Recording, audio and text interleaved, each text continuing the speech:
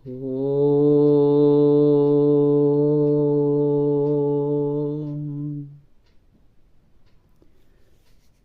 ವರ್ಷ ನಮ್ಮನ್ನು ಅಗಲಿದ ಇಂಜಿನಿಯರ್ ಶ್ರೀ ಬಸವರಾಜ ಏಣಿಗಿಯವರು, ಅವರ ಜೊತೆ ಸುಮಾರು 10 ವರ್ಷಗಳ ಮೇಲ್ಪಟ್ಟು ಮುಖ್ಯ ಇಂಜಿನಿಯರ್ ಕಚೇರಿ ಧಾರವಾಡದಲ್ಲಿ ನಾವು ಸಹೋದ್ಯೋಗಿಗಳಾಗಿದ್ದೆವು.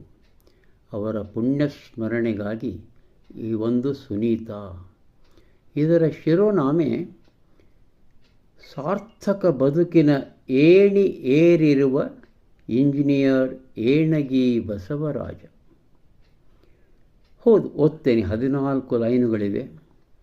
ಹೌದು, ಇಂಜಿನಿಯರ್ ಬಸವರಾಜ ಏಣಗಿ, ನೀವು ಏರಿರುವಿರಿ ಸಾರ್ಥಕ ಬದುಕಿನ ಏಣಿಯನು.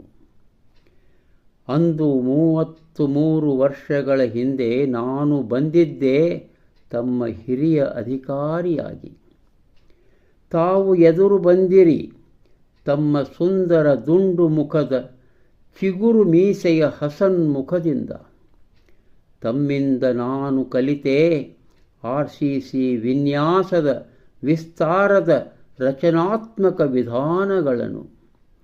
ನನ್ನ ಪರಿಣತೆಯನ್ನು ನನಗಿಂತ ಹೆಚ್ಚು ತಾವು ಸಂಭ್ರಮಪಟ್ಟಿರಿ, ಎಲ್ಲರಲ್ಲಿ ಪ್ರಚಾರಪಡಿಸಿದಿರಿ. ತಮ್ಮ ನಡತೆ ನೋಟವದು ನೋಡುವ ಎಲ್ಲರಿಗೂ ಚಂದವೂ ಅಂದವೂ ಆಗಿದ್ದ ವಾಸ್ತವ. ತಮ್ಮ ತಾಳ್ಮೆ, ಸಂಯಮ, ಶಿಸ್ತು, ಹಿತಮಿತ ಮಾತು, ಸ್ನೇಹ ಎಲ್ಲರಿಗೂ ಅನುಕರಣೀಯ.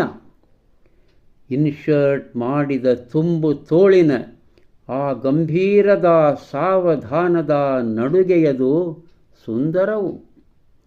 ಬಾಹ್ಯ ಜೀವನದಿ ಎಲ್ಲರಿಗೂ ಎಲ್ಲಕ್ಕೂ ಬೇಕಾದ ಜೀವನವು ಧಾರವಾಡ ನಗರದಲ್ಲೇ ತಮ್ಮದು.